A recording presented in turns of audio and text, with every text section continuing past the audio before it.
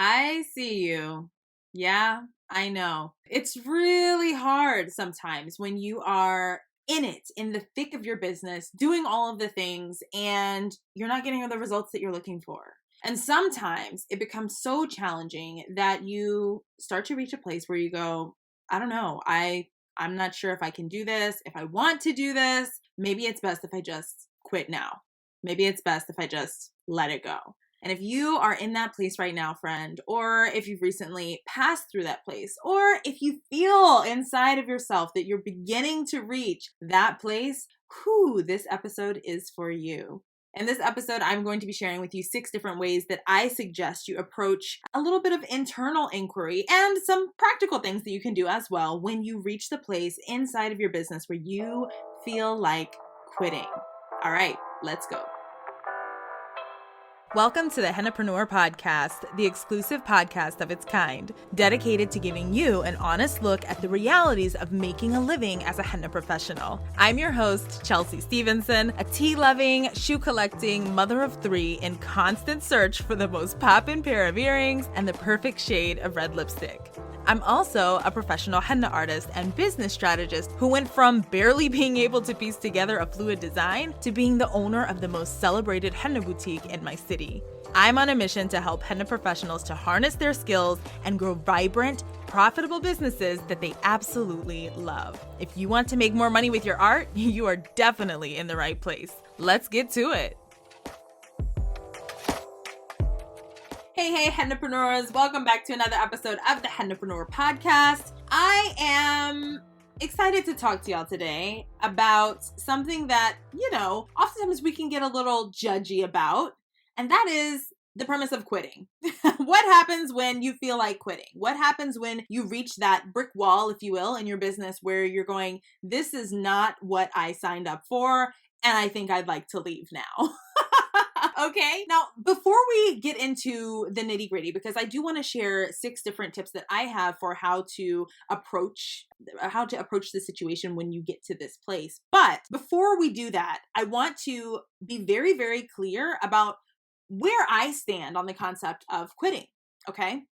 Oftentimes, the connotation that runs alongside of that word is one that is definitely negative in tone. I think oftentimes when we speak about quitting or we consider quitting, we often pass judgment to the person who is doing the quitting, right? You're a quitter. By extension, you're also a loser. You're giving up. You're whatever. And that comes with like this very bizarre, judgmental, holier than thou, I'm better than you energy. And that is not what we're giving over here, okay? I want to just go ahead and kind of lay a foundation and say, I don't think that that's a problem. I don't think that it's wrong for people to quit. I don't think that it's wrong for people to put a task down or an identity down or whatever, right? We all are entitled to make the decisions that we find to be the best and most aligned with our lifestyles and what we're hoping for in the future. And so if at any point in time you decide that what you wanted yesterday is not what you want today, then you are allowed to change your mind. Okay. With that said, I just want to be incredibly crystal clear. If you make the decision at any point in time that you want to quit your business, you are allowed to do that, and you don't need permission from anybody else. All you need is that inherent, the decision and the gut check, right? You need to know inside of yourself that, yes, this is the right thing for me. That said, if you are someone who's like, ooh, I feel like giving up, but I don't want to quit, then hang with me because that's what I want to talk to you about today. Let's kind of back it up a little bit. And I want to start from the top because I want to kind of lay down an expectation that I think oftentimes goes either unseen or misunderstood in the marketplace as it relates to hennapreneurs specifically. And I see this often as I'm consulting with other business owners who work in creative spaces or who work in industries and offering services or rendering services or offering products where these are not necessities. Many times business owners who are in that sort of sphere approach the market and they immediately want to sell their business or sell the product or service that they're offering through a lens of like, you need this. Newsflash, no one needs henna. Okay. So if you are coming to the table saying, oh no, you need this because you need to hire me because, and the because has anything to do with the fact that you're actually doing henna, If the because is actually what you're rendering, the actual tangible service, you are doing marketing wrong, okay? We can talk about this a little bit more on another day. In fact, you're welcome to check back at past episodes because I talk about this a lot. You don't sell henna, friend. You sell many other things, but henna ain't it. Henna is the means to an end, okay? Let's start there. People don't always value our service. And oftentimes they don't value our service because we don't give them a reason to. If the only thing that you can talk about is how clean your designs are, how fast you are, how crisp the pieces look, and what a great stain they're going to have, that's great. But guess what? You and every other henna artist on the market is saying probably the same thing. If natural henna is your sticking point, you're doing marketing wrong. And don't get me wrong, using natural henna, obviously, that's a non-negotiable. And we want you to be out there educating the public about why natural henna is important and educating the public about why having very clean, crisp pieces is important. They're going to have these designs on their skin for weeks to come, right? Of course, it matters. But that's not what sells your service, right? And the thing is, again, people don't always value our service until they've actually used it. And why is that? Let's talk about it, right? We are luxury service providers. There is never a time where anyone actually needs us. We are a luxury, not a requirement, okay? They may want to have henna services, but they don't need you to have that happen. Even in those scenarios where henna is expected, for example, when you're using henna alongside a cultural practice, alongside a religious practice, alongside of a milestone, like a wedding, for example, right? These instances where the use of henna is expected. It feels like a necessity. It's not really a necessity because guess what? If they don't book you and they don't book someone else, they can always pick up some combs, right? They can always buy the henna themselves. They could always have a cousin or an auntie or a friend or a neighbor do some designs for them. Or guess what? They can always just go without. No one has ever died. Hey, let me let you in on a secret, okay? No one has ever died because they didn't get their henna done, and that includes on their wedding day. Ooh, okay? With that reminder, we need to be aware that while they may not actually need henna, they do oftentimes need other things. And those other things are what you're offering, right? So depending on the type of work you do, the way that you service your clients, and what your promise is, what experience you're offering them, of course, what they need may look different. And how you're going to render that is also going to look different. And that's okay. That's where we all become differentiated in the marketplace. And that's the beautiful thing about really stepping into the way that you service your clients rather than the way, you stack up against the competition. That's never really the strongest way to market your business. Own what you do well and how what you do benefits your clients.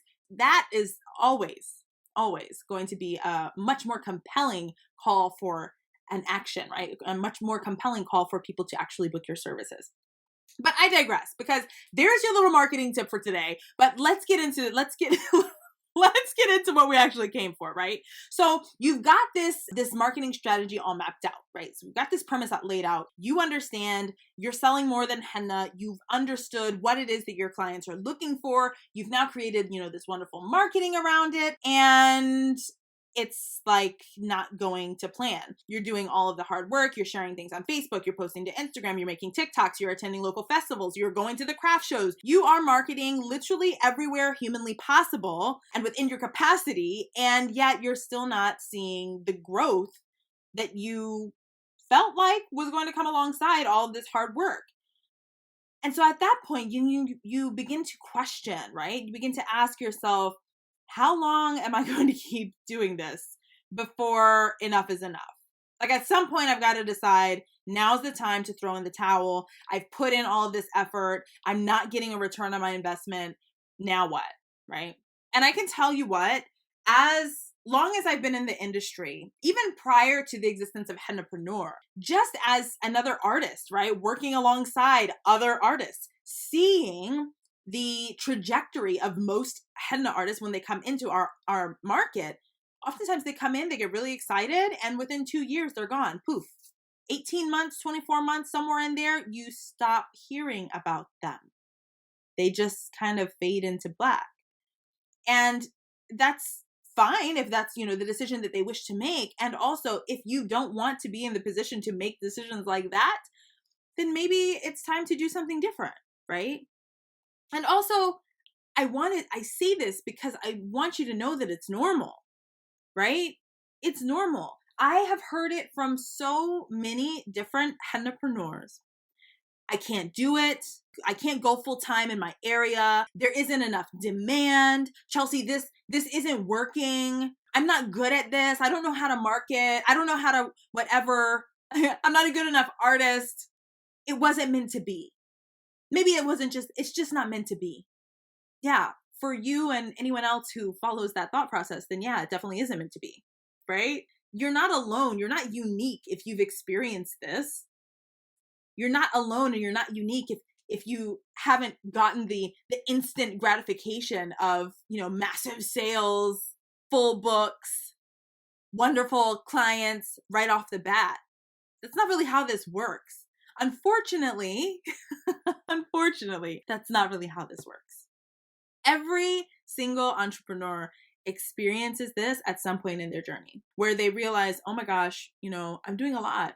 I'm not yet where I want to be, and I'm really tired. It's normal. It happens. It's a part of the journey. So what should you do when you reach that point and you're like, hey, I think I'm ready to quit? I've got 6 things. I've got 6 things that I'd like to share with you. The first, I want you to be honest with yourself. Do you even want this? Do you even want to own a business? Do you even want to be a hennapreneur? Okay, you can enjoy henna and not want to be a hennapreneur. You can choose to work in this art. You can choose to develop your craft. You can even invest, right? You can take classes, or you can go to conferences, and you can spend the time, the money, the energy to build your skill set and not want to do this for work. And if that's true, that's okay, but be honest with yourself about it, right?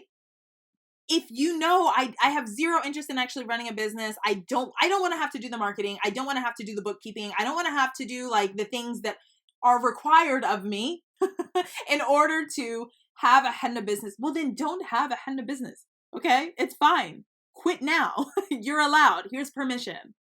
Okay. Consider instead alternatives.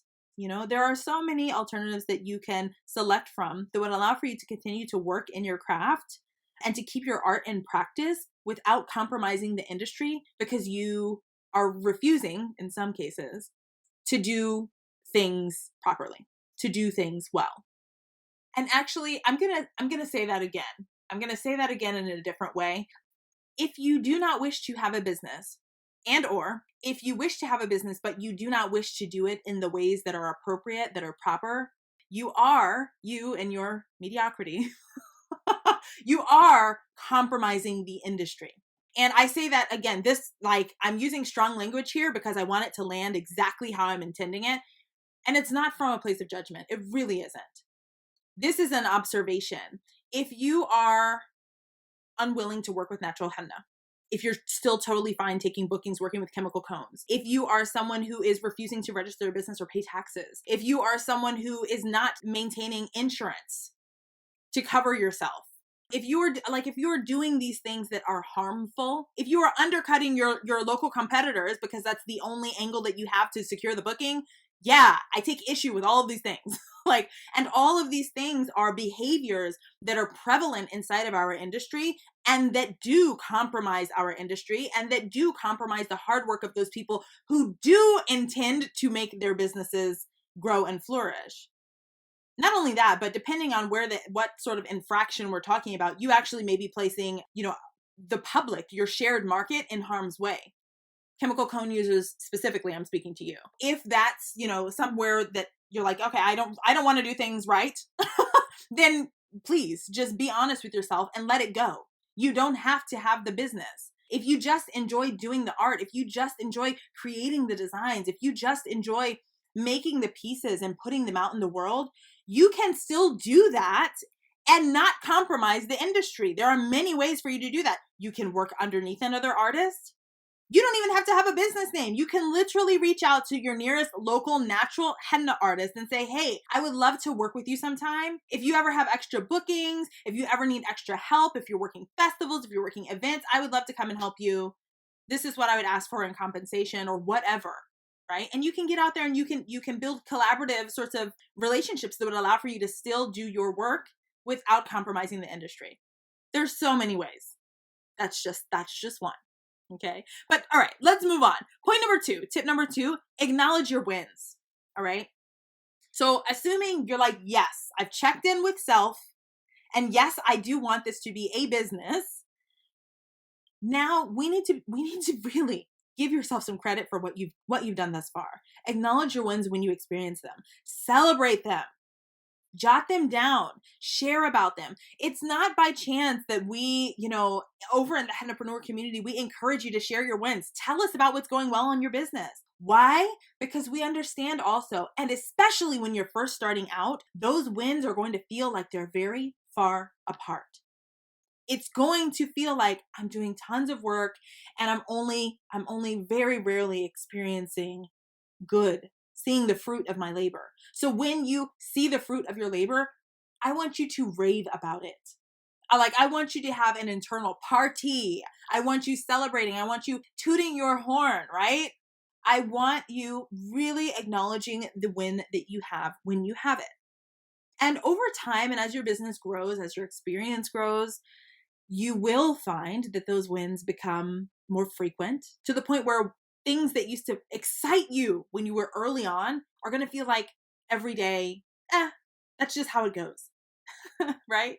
And that's fine. That comes along with the journey, right? You and your business will grow and evolve, and you'll experience larger wins, things that perhaps the earlier version of you could not have even imagined would even be possible, okay?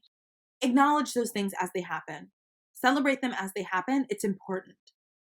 Number 3, keep educating about the value that you bring. Don't get tired, friends. I know it's exhausting to feel like, oh my gosh, I'm doing all this hard work and people don't see me for what I'm doing. I'm not getting the booking. They're not paying me what I want. I'm not able to yet leave my 9 to 5. This is rough. I get it. Keep educating people about the value of your art and the value of sharing space with you. Going back to what we touched on in the beginning as we kind of laid our foundation, people are hiring you for something, and sometimes it's the connection. Sometimes it's the way that you make them feel. Sometimes it's the way that they see themselves when they are wearing your art. Sometimes it's that they want to flaunt in front of the public, right? Sometimes it's because they want to show off. Sometimes you have no idea. Well, you should. Hopefully you do. Hopefully, and especially Hennapreneur, y'all pros, y'all already know, right? When you work with me, we get very clear on what it is that your specific ideal client is, what it is that they're looking for. So then you can really speak to that value. But if you haven't yet identified this, now is a great time to do it. Ask yourself, what is the value that I bring my clients? What feedback do I get from them? What do I want to give them? If I weren't giving them henna, what would be my contribution to their life? That is a big question. Know the answer to it. Because then in your marketing, you can continue to show up and you can continue to educate about how that contribution benefits them. Oh, and by the way, you get this beautiful henna on the side. Reason number 4. I want you to reconnect with your big why.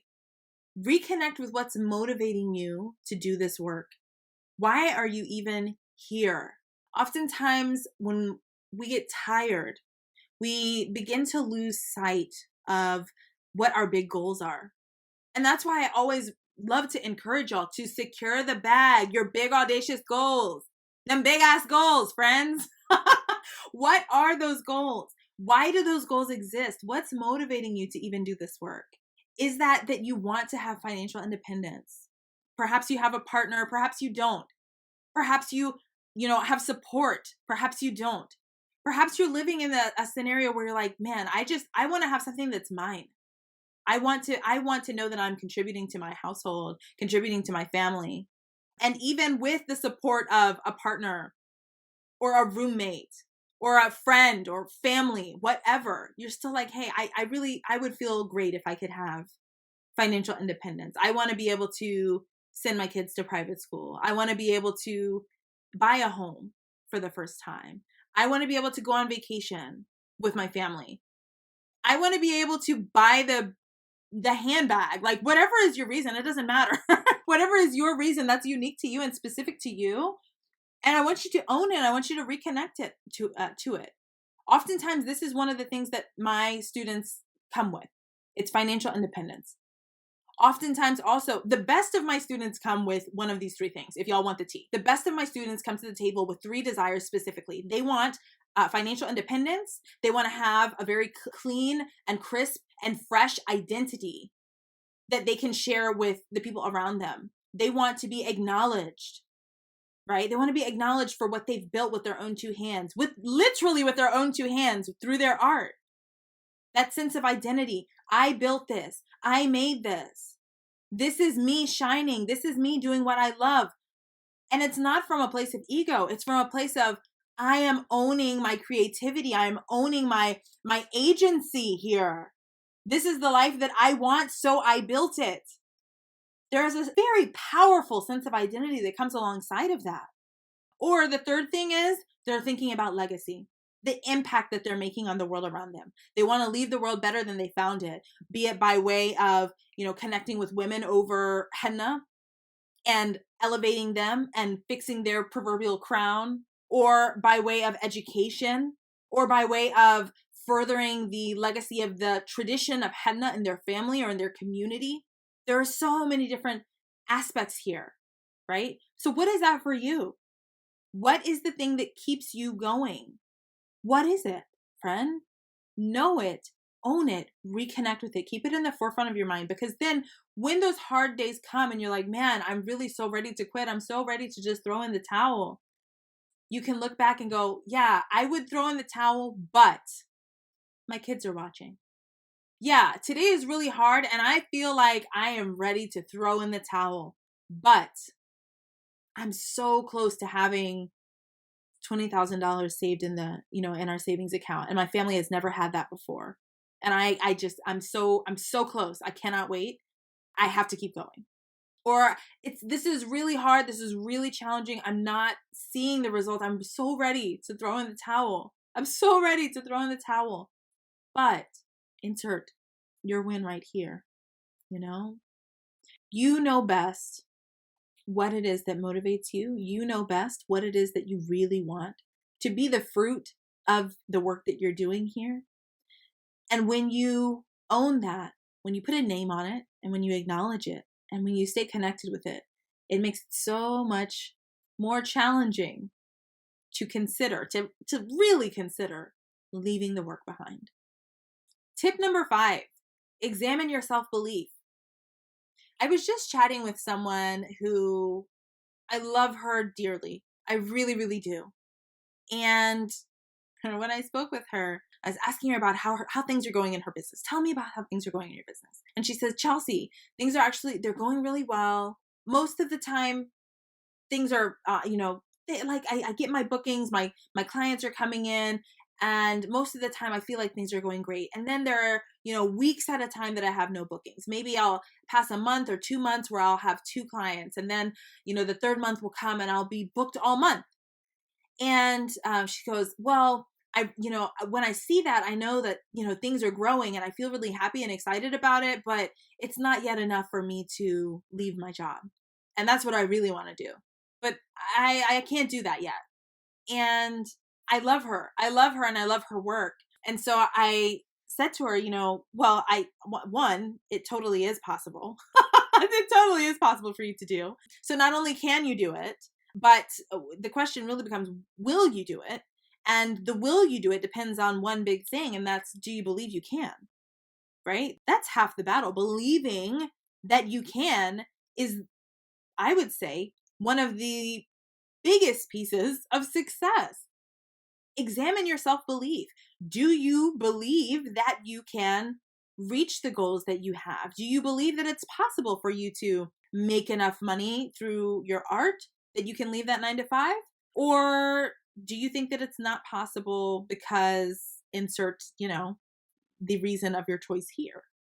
I want you to examine the why, right? Not the why not. Why is it possible? How is it possible? And that's just it. The way that our brains operate, when we ask ourselves a question that hinges on why or how. I love how. But if we can get to why instead of why not, our brains immediately kick in and begin to come up with ideas. It triggers our problem-solving nature, right? So instead of, holding on to this belief and coming up with all the reasons why it's not possible for you to reach your goals, why not just reframe it? How can I set up my business so that I can leave, so I can do this full time? How could I set up this, this empire that you're building? How can I have my business and also homeschool my children? How can I have my business and also be able to go on vacation with my husband? How can I have my business and stop working at the 9 to 5? Maybe you want to fall back. Maybe you want to go part-time. Maybe you want to go and you want to depend solely on your art. How can you make that happen? When you invite inquiry, you also invite ideation. If we can start to make that shift and get away from why it won't work and why quitting is the best option, then it becomes much easier for you to start to wade through the different ways that you can make it happen. And tip number 6 is try something different, okay? If you've done all of the above and you're still not getting the results that you're looking for, then let's try something different. Let's do something different. If you continue to do the same things and you're receiving the same results, that's a very good indicator that it's high time you invite a new approach. And here is where, I want to remind you that sometimes it's not a matter of everything that you've built is wrong. Sometimes all you need is a little tweak to 1 or 2 or 3 parts of your system. And with that small adjustment, suddenly your business is aligned to make the impact that you're wanting or the income that you're wanting, right? Invite in some other eyes. Invite in the expertise of your community. Invite in the help of a mentor. Invite in new ideas, new presence to give you a new perspective to help you move forward.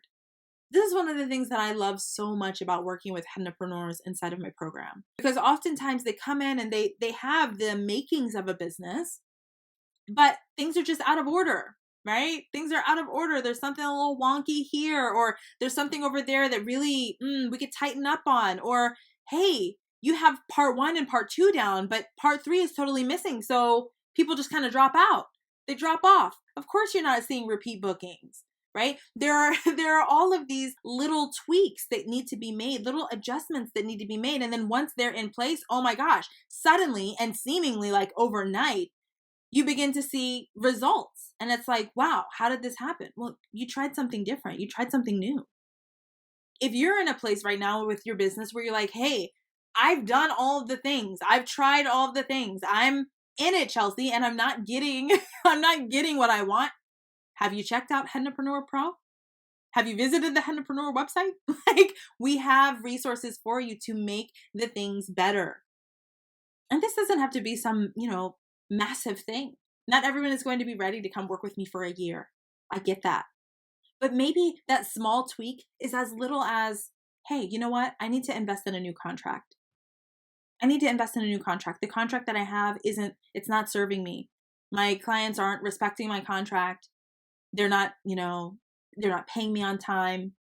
I'm experiencing issues. They're constantly breaking the contract. Maybe I just need something better, something more clear, something that protects my time and my money and my peace.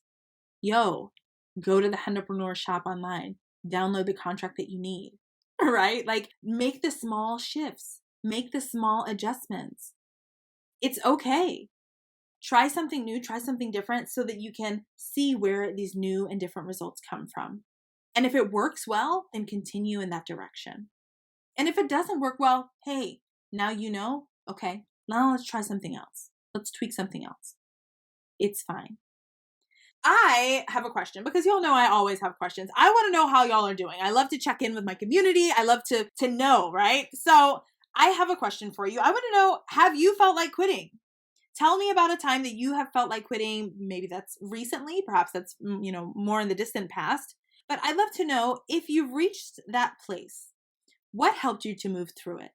And I'm asking this question specifically because I would love to see suggestion and feedback and encouragement from one Hennapreneur to another. So I'm inviting this conversation over in the Hennapreneur community on Facebook, where I'd love to know, have you felt like quitting? And how did you move through it? What helped you to move through it? Okay.